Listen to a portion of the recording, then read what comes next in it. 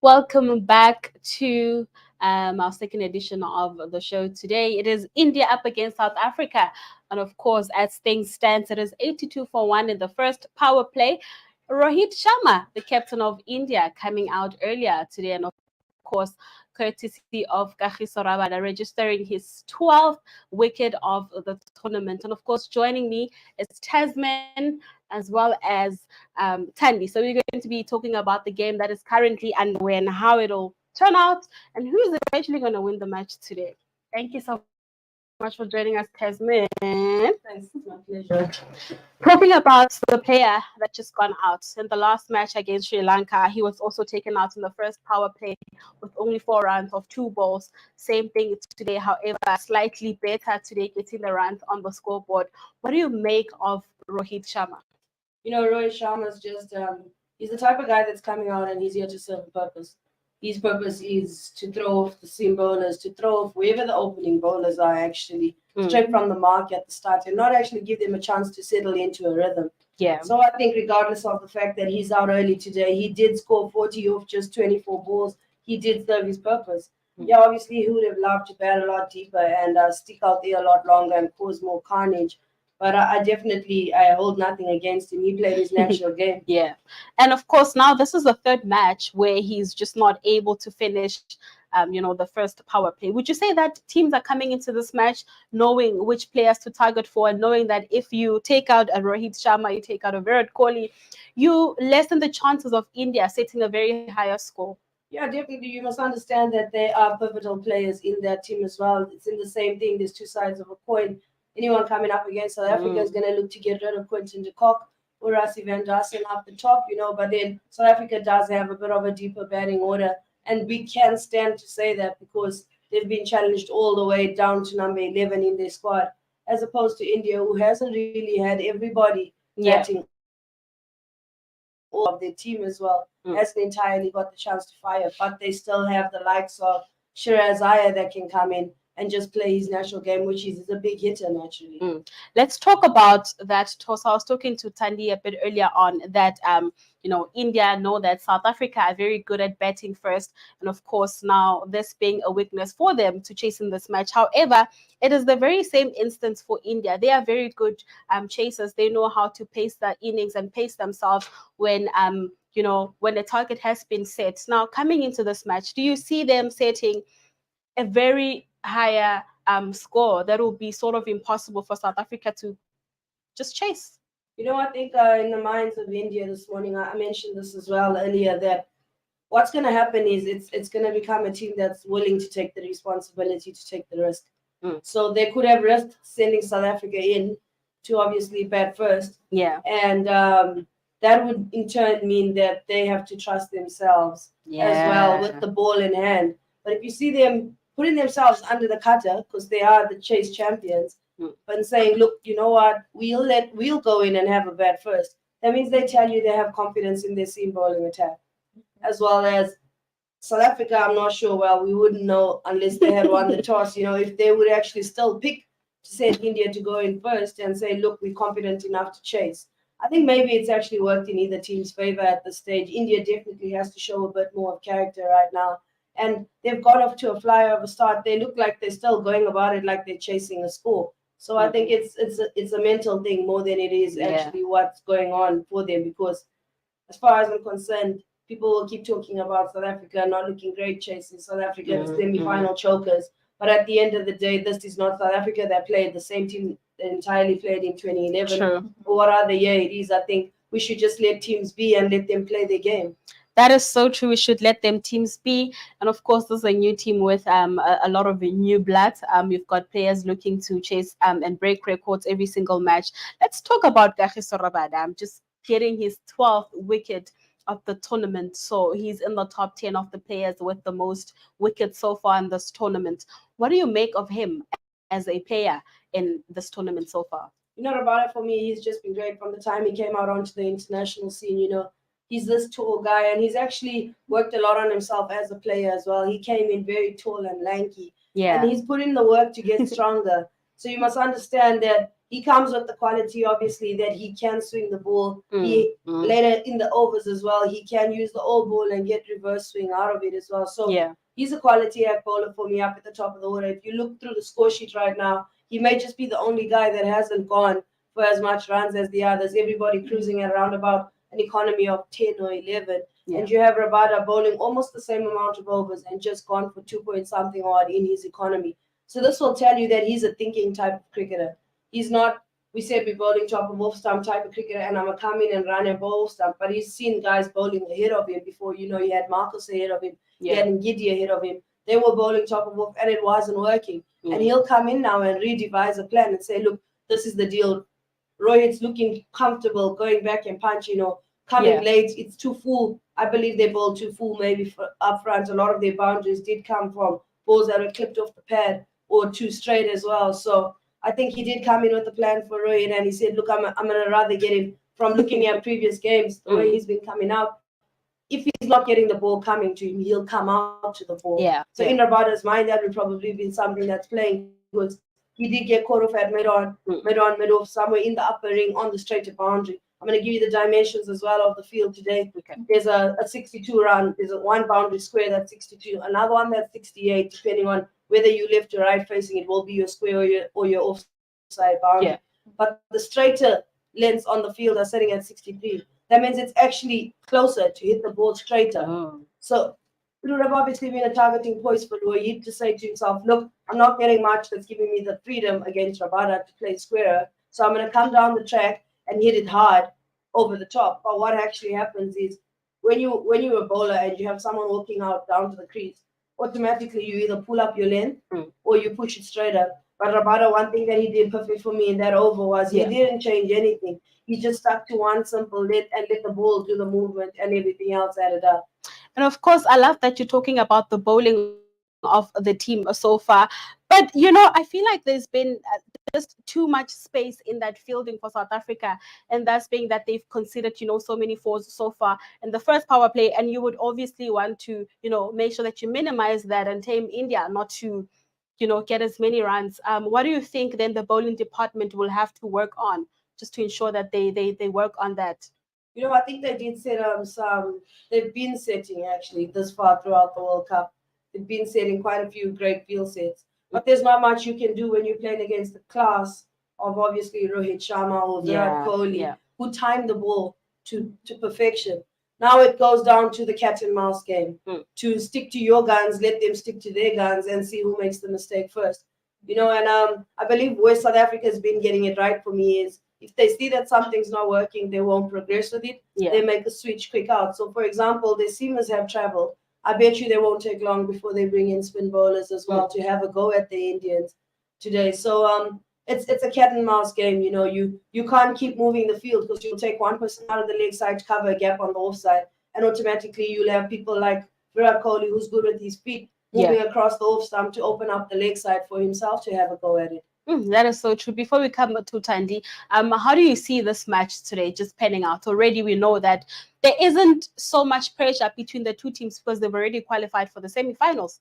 Yeah, regardless of the fact that they're both in the semifinal, both right now are currently fighting for a place at the top of the table to play for the fourth place team that comes into this as well. So it does have the element as well of whatever position you do finish up on gives you a matchup. So in their minds, teams are looking at who they possibly want to play in the semi-final to give themselves a chance to get to the final. Yeah, and let's just go to Thandi. I was just thinking, what would you take like in terms of the Indian batsmen, when it comes to the South African bowlers, right? Do you think will they be able to restrict the India's running score run in the dead overs? Yeah, South Africa has been a bit expensive in the later period of the game as well. And I chalk that up to the fact that a lot of teams are looking to go at no less than 8 to 10 overs right now in the power play. And that's just the diversity of how the game has changed, the dynamic of the game. As long as you have a team having wickets still in hand as well, by the time they reach around about the 38th to the 50th over, they definitely will accelerate. I think I'd like to see a lot more variation coming from their seam bowlers that bowl in the dead, not relying so much on the stop ball or just off cut. I want to see a couple of wide yorkers as well, coming out in the death overs. But the best way for them to go about minimizing what's actually going to happen in the last 10 overs is going to be for them to take a lot of wickets up top, be it in the first 10 that's just passed through, or in the middle period of overs as well. The more wickets they get in that period, the more pressure India will have coming into the last 10. Definitely. And how about which players could be the match winners for India, South Africa? Just so definitely Virat Kohli, obviously, and he's been doing great. You take nothing away from his current form as well. So I think South Africa would want to look to get rid of Virat Kohli. For me, on the South African end, Keshav Maharaj with the ball, he's in great form right now. Yeah. He just took 4 in the last game as well. And I think he has something, there's something about left arm spinners that is just spectacular. They come with a different dynamic to the game. They have the ability to maintain the same action, but bowl 2 to 3 different balls and get variation out of it. So I think the left arm spin is definitely a big pack for them. I wouldn't say much, but if you look at this pitch, it was played on against, it's the 5th strip that they're using today at Eden Park. It was played on earlier, and you had one end favoring the seam bowlers, but the other end giving drastic turn. So you'd want Maharaj to come from the side that's got something on offer for him, and let's see who wins, batter or bowler. Yeah, definitely. Because like what you're saying, right now he has taken already a wicket. So that means he's doing wonders right there. Well done to Maharaj. Definitely, because if you have to compare his performance with Marco Jansen, like what really happened in his first 2 overs, that was really painful to watch. And the way the balls were just spraying around, what would you say about that? The way he performed? Yeah, I think maybe, the seamers that probably opened in Jansen and in Giddy, not the most experienced pair. I would have loved to see Rabada open with one of them as opposed to it, because it gives you a vote of confidence when the guy on the other end is not going and traveling and getting smashed at 10 and over. You, as an inexperienced player on this side, have a bit of a track map of where you should bowl and where you shouldn't bowl. But then if the guy on the other end is getting hit for everything, he's changing his length every ball, or he's moving his width or his line around every ball, you come back in on the other end looking a bit clueless as well. But take nothing away from either bowler, because that is Rohit Sharma's natural game. He is the aggressor. That's what he's out there to do. Definitely. And then the last question I have for you is, how will South Africa's middle order cope against the Indians' spin attack? Yeah, I think they might handle themselves pretty well. Obviously, they haven't played the worst, to be honest with you, against spin right now. You have the likes of Rassi in the middle as well, and he's pretty good. We've seen him play the reverse sweep a couple of times. We've seen him lap as well, and they have a good temperament, I believe. As long as they come out and they keep their cool and they just pace themselves through it, they will get their opportunity later in the order. I think for me, it's just going to be a case of keep the wickets in hand, but keep the scoreboard ticking. Hit the gaps, run the sweepers hard, try and put pressure back on the field. And then later on in the game, get to a point where you're able to accelerate with the confidence that regardless of the fact that if you come out, there are a couple of guys behind you that can still carry on. And I love that in that way. And because you're putting it that way, that means that the bowlers of South Africa will also want to make sure that they take out the key players. For example, right now you have a Shipman who knows how to score centuries as well. He's out. Rohit Sharma is out. I believe that the only man that could get the score for India right now is Virat Kohli. And of course, he has a lot to play for.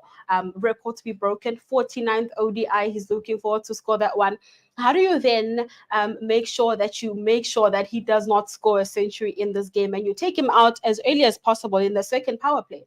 Yeah, I think this is when it comes down to a situation of if we're bowling to him and he's playing a chanceless innings, he's not taking risk. He's at 0 risk percentage. You can't exactly stop somebody like that. But what you can actually do is keep the wickets coming out on the other end.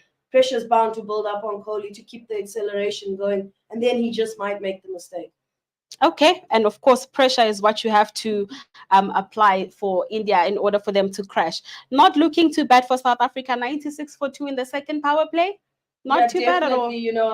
They're managing to probably pull it back together and just get the run rate to go down a bit. And once it's at a period of the game, in the power play, second power play now, this is the case where the field is spread out.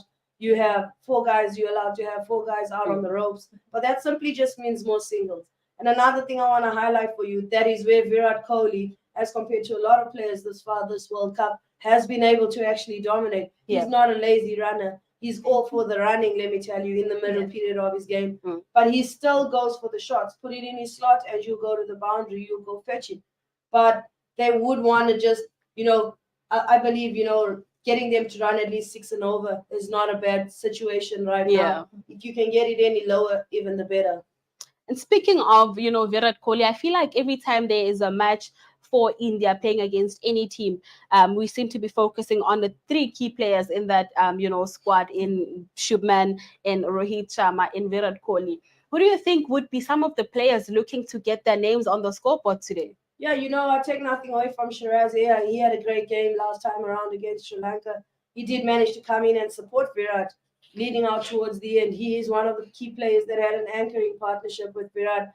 And I mentioned this on our other news channel, that it's a different situation when you are the batsman in form and you have somebody not looking as confident on the other end. Because now you're no longer just focusing on your personal game, but you're focusing on the game of the other person as well. So for me, Shiraz here, he's got a great temperament, and it's not entirely to say that we're constantly focusing and talking about the same people over and over again, but their lower to middle order just hasn't been tested because the guys at the top have done the job. So I think South Africa would definitely want to push, maybe get at least 4 to 5 wickets in the second power play, and it'll definitely make things more interesting in the last 10. Definitely, we'll get to see how that one goes. In just wrapping it up, I just want us to talk about, you keep talking about the middle order of the team. What is it exactly that we look at when we talk about that? So, your middle order is basically from your number 5, 6, 7 going down. Those guys tend to be your accumulator finishers. So based on the period and time of which the game is at, if you have these guys, say number 5 coming in and he's still got 25 overs to go, his job is to come in, not take too long to get warm, but just keep the scoreboard ticking. He's more than allowed to take 2 singles off every ball or 1 single off every ball. What he doesn't want to do is take too long to get warmed up and the dot balls accumulate, because then you're just losing out and your run rate is dropping. And then your number 5, 6 down there as well. If they come in and they're facing a stage where they're in the 35th over, it's you guys have a green light to go out there and just play your shots. If they feel like coming out there and playing baseball shots, nobody's gonna look at them any differently, because it is their job to hit big now. That's at the point of game. The way the dynamic of this World Cup has changed from your traditional 300 scoring match to 428 to 400, 380 being a pass score, So I think India would want to definitely find themselves around the 350 mark today, to definitely believe that they've got scoreboard pressure on their side on South Africa again as well. So, your middle order is basically those guys that come and do the carnage, but they only get the comfort to do the carnage if you have someone from your top 3 alongside them. And of course, in the past, there were teams that usually just depended on the middle orders in the likes of Afghanistan and Sri Lanka. And I don't believe that any of the 2 teams would actually just only rely on that, middle over. Yeah, definitely. They have a deep batting order. Obviously, for India, they're in a bit of a tough position, missing Hardik Pandya as one of their key all-rounders. He was one of their strongest players in the middle order as well. But they have KL Rahul still not taking anything away from him. They have Shiraz Iyer as well that can come out and do something. We've seen Kuldeep come and just have a swing at a couple of teams as well. So, but I give it to South Africa in the middle order. They have Aiden Markham. They have quite a few in their middle order. That is South Africa, and I believe this is a quality game of cricket. This might just be one of those games you don't want to miss this whole final, this whole World Cup. And of course, but like we say in that, it might have taken away the thrill of what would have happened if SA had not qualified already for the semi-final. But like you're saying, there is a lot to be played for. The first spot, whoever that gets the first spot will get number 4, meaning that their chances of making it to the final get, higher. And of course, that is how this match will be played. I'm going into that one now. In wrapping things off, who do you think is coming out of this one victorious?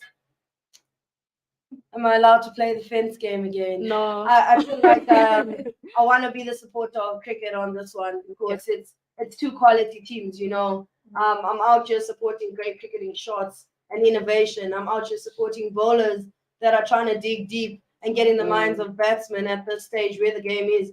But obviously, on the flip side as well, when South Africa has a chance to bat, I want to see some character. I want to see them show some grit and just put all the dusty rumors and all of the sayings and little murmurs around that South Africa aren't able to chase. You know what I mean? I want to see them show some character today. But again, I'd like to see, India's just running with just five specialist bowlers, whereas South Africa can have a sixth in Aiden Mark and they can throw him the ball and give him a couple of overs. Yeah. So if India finds themselves in a tough spot and has Quinton batting longer, you never know. Timba might just decide he's woken up on the right side of it Which today. would be great for South Africa today. So it'll be challenging for India just having just the five bowlers. I think it's definitely going to be a great game of cricket today, and I'm out here supporting cricket. Yeah, and of course she will agree with you because she's also on the fence, does not really want to put her head on the table. But we'll come back a bit later on just to dissect the match and how it has went. That match is between India and South Africa, and we'll be back a bit later on to talk more about the game.